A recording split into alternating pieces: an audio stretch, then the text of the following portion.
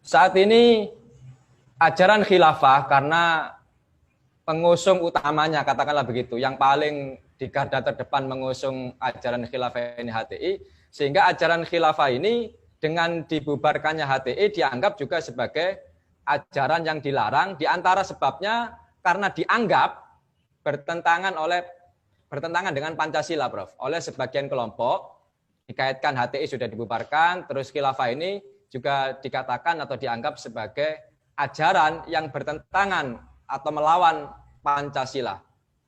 Tanggapannya, Prof. Secara hukum bagaimana ini, Prof? Ya, saya kembali ke Undang-Undang Ormas.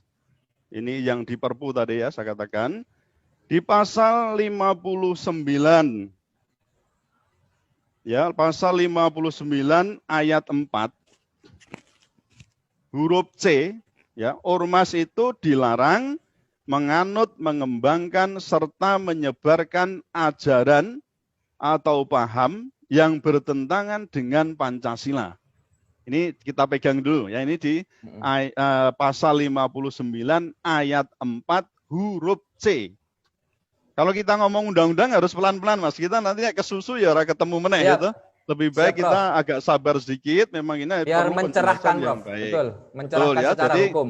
Di pasal 59 ayat 4 huruf C tadi saya sudah sebutkan bahwa ormas itu dilarang menganut, mengembangkan, ya, menyebarkan ajaran atau paham yang bertentangan dengan Pancasila. Nah, kalau begini tok kan riweh ini mau apa saja yang dianggap bertentangan dengan Pancasila. Nah, ini dijelaskan di dalam penjelasan undang-undang ini, ya, kita lihat di pasal 59 ya penjelasannya.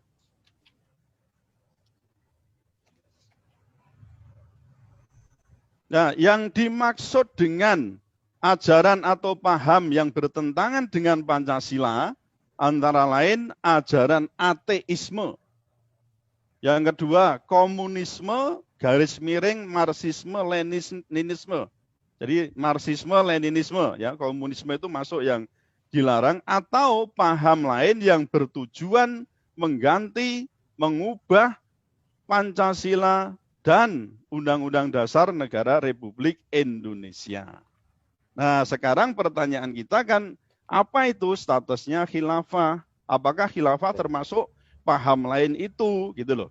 Nah, kalau kita sedikit ya, saya ketahui tentang ajaran Islam. Yang ada di fikih, nah ini ada buku fikih yang sangat sederhana. Mas Nawawi saya kira juga pernah membaca ini ya, bukunya karya fikih Islam. Ya, fikih Islam karangan Haji Sulaiman Rasyid. Saya punya buku beberapa yang dikarang oleh profesor di Ummul Qura ya, di mana itu, di Mekah, ya, yang bicara sama disertasinya tentang khilafah yang saya baca itu didasarkan pada 66 kitab. Jadi ini bukan sembarangan kan. Artinya begini, khilafah itu adalah fakta yang ada, ya, fakta yang ada di dalam ajaran Islam, terutama di dalam fikih siasah Islam. Nah, banyak orang mengatakan khilafah itu sebagai ideologi. Tidak bisa. Khilafah itu bukan sebuah ideologi, tetapi bagian dari ajaran Islam. Kalau ditanya ideologinya khilafah apa? Ideologi khilafah ya Islam itu sendiri. Kan begitu. Jadi Islam itu juga bisa dikatakan sebagai din dan juga bisa dikatakan sebagai ideologi. Artinya apa? Kalau hanya sebagai din biasa itu kan orang mengatakan ya itu hubungan antara manusia dengan Tuhannya saja. Dengan Allah, taruhlah begitu. Tidak mengatur bagaimana hubungan dengan sesama manusia, terutama bagaimana hubungan dengan soal pemerintahan, politik, dan seterusnya.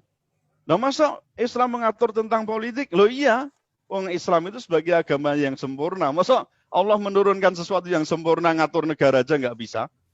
Nah, persoalan pengaturan negara inilah ada namanya sebuah sistem. Kapitalisme punya sistem pengaturan negara melalui apa? Demokrasi. Komunisme punya sistem pengaturan negara apa? Ya namanya otokrasi, atau mungkin bisa dikatakan ya otokrasi, ya lebih tepat otokrasi. yang mengarah pada otoritarianisme. Terutama apa? Ya partai politik yang sebagai penguasa negara. Nah, Islam juga punya sistem pemerintahan. Namanya khilafah atau mungkin ada yang menyebut dengan istilahnya imamah atau apalah sebutan yang lain. Nah, ini fakta sejarah juga membuktikan kita membaca Sirah Nabawiyah, ketemu, kemudian setelah Rasulullah. Kalau pas Rasulullah jelas nggak ada khilafah, wong. Rasul sendiri itu kan sebagai pemegang kekuasaan dan juga waktu itu sebagai pemimpin agama. Ya, nah, tradisi kebiasaan yang dilakukan Rasulullah adalah kemudian yang diturunkan dan diikuti oleh para penggantinya. Namanya kan khalifah. Mulai dari khalifah Abu Bakar, Umar, Utsman, Ali, dan juga kemudian ada yang disebut dengan dinasti atau apalah ya namanya itu dengan Umayyah, Abbasiyah, dan seterusnya sampai kita kenali terakhir itu pada kekhalifahan Turki Utsmani.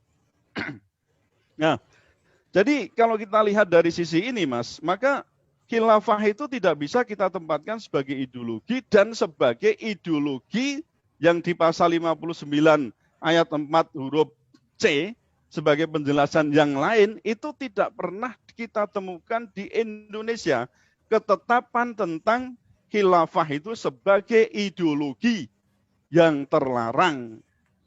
Nah, ini kita harus pegang. Kalau orang hukum itu pegangnya ya peraturan. Nah, sekarang kita cari di peraturan mana saya cari. Kalau ada yang mau berdebat dengan saya misalnya, silahkan tunjukkan kepada saya peraturan mulai dari Undang-Undang Dasar 45 sampai misalnya keputusan menteri atau mungkin keputusan gubernur, peraturan gubernur, bupati, silahkan dicari adakah pernyataan hukum yang menyatakan bahwa khilafah itu sebagai ajaran atau sebagai ideologi yang terlarang.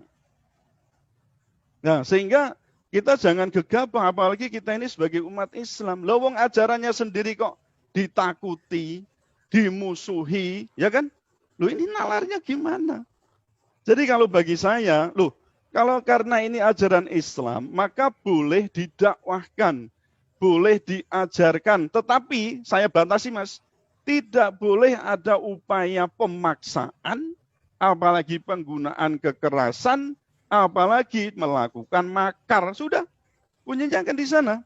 Jadi ketika tidak ada kekerasan, penggunaan pemaksaan, tidak ada makar, mau dihukumi apa?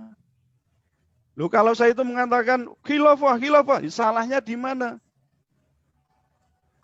Ya, jadi cuma kadang-kadang ya di masyarakat itu karena ini taruhlah pengusung utamanya HTI, kemudian dikait-kaitkan dengan ISIS, dengan macam-macam. Kemudian kemarin juga ada yang menyatakan, di negara asalnya sana itu dilarang. Ya sangat mungkin wong Islam saja itu bisa jadi di Mekah nanti dilarang kok. Kenapa? Karena Mekah sudah misalnya Pak ya, atau di Arab sudah kembali menjadi negara jahiliyah. Tapi apakah dengan demikian akan mengatakan bahwa ajaran Islam berarti di negara asalnya saja sudah dipakai, nggak dipakai berarti ajaran Islam nggak boleh dipakai lagi di sini. Apa begitu? Dan kita harus ingat Mas Nawawi. Ya, Prof. Islam datang itu kan juga sesuatu yang asing kan. Bagaimana penolakannya, bagaimana Rasulullah dikejar-kejar, ya kan? Sampai ke Taif, kemudian sampai terakhir harus hijrah ke Yasrib, kemudian menjadi Madinah itu. Enggak sama, itu banyak penolakan. Tapi karena ini yakin bahwa itu wahyu dari Allah, jadi pertimbangan kita itu adalah wahyu Allah, ya tentu Allah akan mengatakan atau memberikan jaminan bahwa inilah yang paling benar untuk manusia. Nah sekarang kalau kita menanyakan terus pertimbangannya apa itu untuk mengatakan kebenaran khilafah itu? Nah kita bisa tanya, mau kita mau melakukan atau menggunakan pertimbangan ra'yu atau nafsu, atau kita menggunakan pertimbangan wahyu. Itu saja garisnya. Kalau pakai nafsu, pakai ra'yu, ini semua dipikir pakai ini, ayo bubar semua. Tapi kita juga harus cantolkan bahwa ini memang Allah memberikan petunjuk bagaimana manusia mengatur sistem pemerintahan suatu negara. Apa kita kira Allah itu nggak bisa memberikan petunjuk mengatur sistem pemerintahan negara? Orang bikin manusianya aja bisa kok.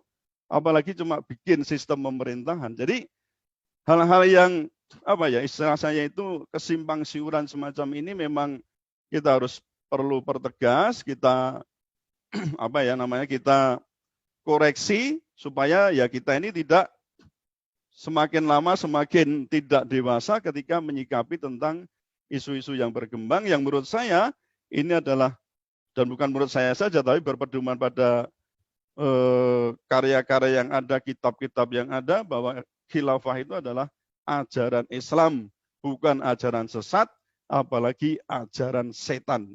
Tidak semacam itu, Mas.